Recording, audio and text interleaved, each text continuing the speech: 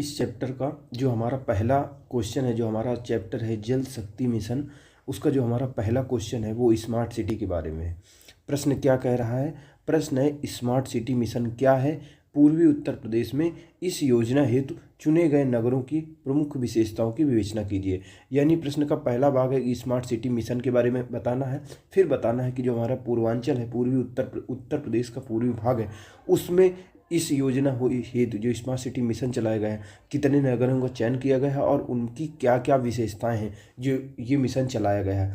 तो हम जानते हैं कि इसकी शुरुआत हुई थी, आपने बहुत सुना होगा, जब मोदी जी की सरकार आई थी 2014 में, तो बहुत बड़े बड़े सपने दिखाए गए थे, बहुत सारी बातें कही गई थी। स्मार्ट सिटी, 100 स्मार्ट शहर बनाएंगे पूरे देश में, ये बनाएंगे वो बनाएंगे, बहुत सारे। तो उसी समय स्मार्ट सिटी की भी बात की जा रही थी। स्मार्ट सिटी में मतलब जैसे कि दो शब्दों से मिलकर बना हुआ है, एक तरफ है स्मार्ट, ये है स्मार्ट और ये है सिटी। यानी जो हमारा शहर है, सिटी है, उसी को पूरी तरह स्मार्ट बना देंगे।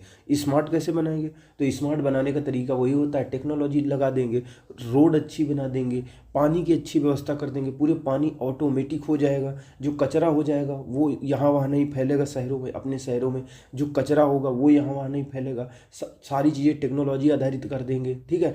कचरा यहाँ वहाँ नहीं फैलेगा और कचरे को भी संसाधित करने के लिए, उसके वेस्ट को मैनेजमेंट करने का पर्याप्त व्यवस्था रखेंगे, डिजिटलीकरण करेंगे, ठीक है।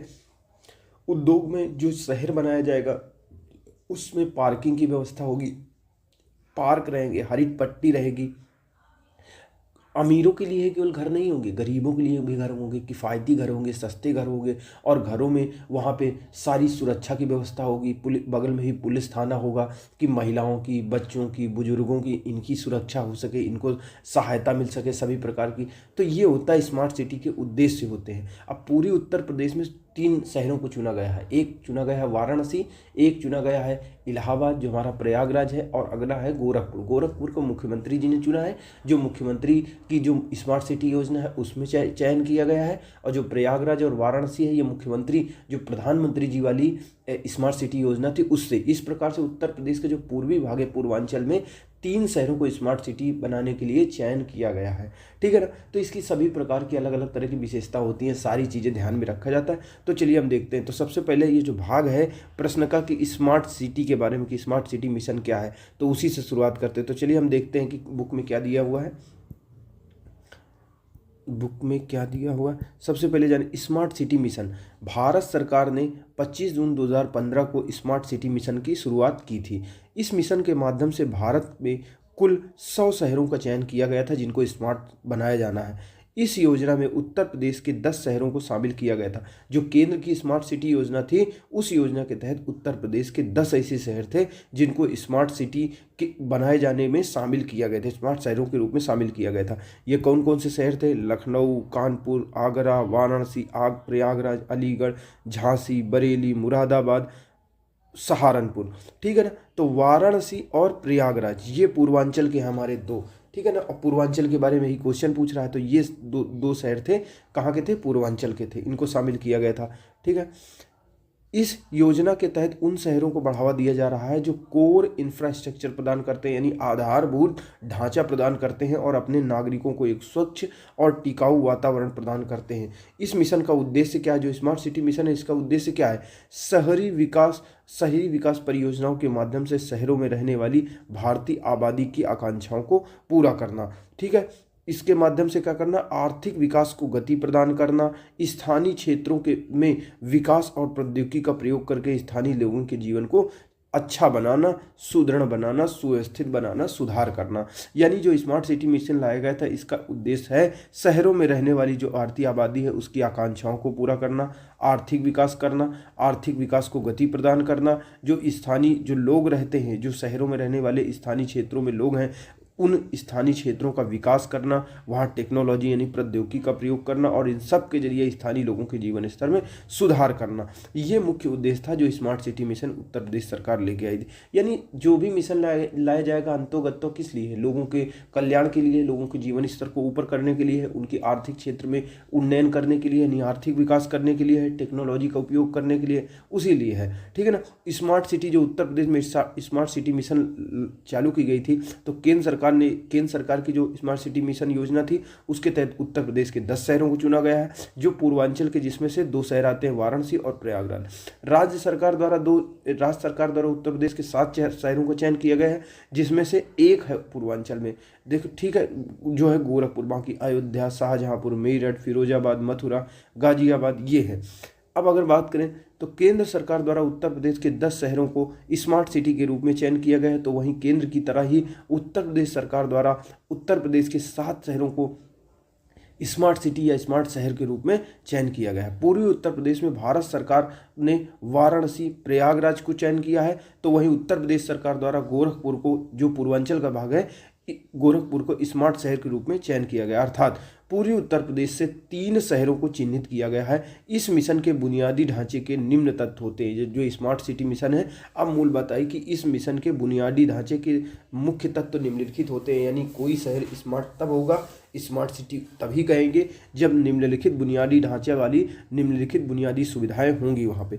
तो सबसे पहले कोई शहर स्मार्ट सिटी तभी होगा जब वो बुनियादी चीज़ें होंगी, पर्याप्त पानी की आपूर्ति होगी, स्वच्छ पेयजल उपलब्ध रहेगा, अन्य कार्य करने के लिए, घरेलू आवश्यकताओं को पूरा करने के लिए, किचन की जो ज़रूरतें होती हैं, रसोई घर होता है उसकी ज़रूरतों को पूरा करने के लिए, पीने के लिए, नहाने धोने के लिए, वॉशरूम करने के लिए, यानी पानी की पर्याप्त आपूर्ति हो, और जो जल मल के निकास की पर्याप्त, अच्छी सी जल निकासी की पर्याप्त व्यवस्था होनी चाहिए। सुनिश्चित बिजली की आपूर्ति हो, यानी 24/7 बिजली मिलती रहे, ठीक है, बिजली में बाधा न हो किसी प्रकार की। तो सबसे पहले चीज़ क्या है कि वहाँ पर क्या मिलता रहे, पानी मिलता रहे, बिजली मिलता रहे। जो ठोस अपशिष्ट निकलता है, कचरा निकलता है, घरेलू कचरा निकलेगा, वहाँ पे जो आर्थिक गतिविधियाँ होंगी उनसे कचरा निकलेगा, तो जो ठोस अपशिष्ट निकलता है उसका प्रबंधन सहित स्वच्छता होना चाहिए, उसका अच्छे से प्रबंधन किया जाना चाहिए। ये नहीं कि यहाँ वहाँ फैला हो कचरा, गंदगी फैले, ठीक है। वहाँ पे किफ़ायती आवास होनी चाहिए। ऐसा नहीं है कि जो वहाँ पे घर बने, जो बिल्डिंगें बने, जो बढ़िया बढ़िया कांच की बिल्डिंग बनती है, उनमें केवल अमीर लोग ही खरीद पाए, इतनी महंगी हो जाए। जो गरीब लोग होते हैं वो ऐसा ना हो कि केवल बेचारे रोड के किनारे झोपड़ पत्ती, अगल बगल झुग्गी झोपड़ी बना कर रहे। ऐसा शहर बसाएंगे स्मार्ट सिटी उत्तर प्रदेश सरकार में, उत्तर प्रदेश में या पूरे देश में, कि वहाँ पे जो घर होंगे वो किफ़ायती होंगे। जो विशेष रूप से जो गरीब होंगे, गरीब वर्ग होगा, उनके लिए भी उनको पैसे को, इनके लिए किफ़ायती अफोर्डेबल आवासों का निर्माण उसमें किया जाएगा स्मार्ट सिटी में, यानी विशेष रूप से गरीबों के लिए किफ़ायती आवास होंगे। मजबूत आईटी कनेक्टिविटी होगी, डिजिटलाइजेशन होगा, यानी कहा जा रहा है वहाँ पे इंटरनेट कनेक्टिविटी होगी अच्छी से, पूरा शहर इंटरनेट से जुड़ा होगा, पूरा डिजिटलीकरण होगा, पूरा जैसे पानी है वो भी डिजिटलीकरण तरीके से आएगा, बटन दबाओगे मीटर लग जाएगा। जो आज स्मार्ट मीटर विद्युत में लग रहे हैं, उसी तरह पानी में स्मार्ट मीटर लग जाएंगे, गैस में स्मार्ट मीटर लग जाएंगे। जो एप्लीकेशन, जैसे पुलिस में कोई FIR करना है, वहाँ ऑनलाइन आप एप्लीकेशन पुलिस के पास FIR दर्ज करा सकते हो, सरकार की कोई भी योजना है उसका लाभ ले सकते हो। तो सारी चीज़ें कहने का मतलब है मजबूत आईटी कनेक्टिविटी होगी ऐसे शहरों में जो स्मार्ट शहर होंगे, और वहाँ पे पूर्णतः डिजिटलीकरण होगा, डिजिटलाइजेशन होगा। वहाँ सतत पर्यावरण को ध्यान में रखा जाएगा, यानी जो भी चीज़ें बनाई जाएंगी वो पर्यावरण को नुकसान करने वाली नहीं होंगी। हरित पट्टी का विकास किया जाएगा, ठीक है ना, ये सारी चीज़ें किया जाएगा। नागरिकों, विशेष रूप से जो महिला, बच्चे, बुजुर्ग होते हैं, जो संवेदनशील वर्ग होते हैं, उनकी सुरक्षा को ध्यान में रखा जाएगा। कानून और व्यवस्था अच्छी होगी, स्वास्थ्य और शिक्षा की पर्याप्त व्यवस्था रहेगी। इस प्रकार निष्कर्षतः हम कह सकते हैं कि देश के विकास के लिए शहरों का विकास होना बहुत ज़्यादा जरूरी है। ये सारी चीज़ें, साथ ही गांव का विकास भी जरूरी है, जिससे कि समग्र विकास हो सके। अब पूर्वी उत्तर प्रदेश के बारे में थोड़ा सा बताया। पूर्वी उत्तर प्रदेश विकास के नज़रिए से अभी काफ़ी पिछड़ा हुआ है। इन 3 शहरों जो पूर्वी उत्तर प्रदेश में पड़ते हैं, प्रयागराज, वाराणसी और गोरखपुर, इनके विकास के माध्यम से इनके जो आसपास के शहर हैं उनमें भी विकास को गति मिल सकेगी। यानी पूर्वी उत्तर प्रदेश के पूर्वांचल के जो 3 शहर स्मार्ट सिटी मिशन के तहत चयन हुए हैं, जब इनका विकास होगा तो इनके आसपास जो शहर हैं उनका भी विकास होगा, जिससे वहाँ के स्थानीय लोगों के लिए व्यापार, रोजगार, आय के स्रोत उत्पन्न किए जा सकते हैं। इससे लोगों के जीवन स्तर में सुधार लाया जा सकता है।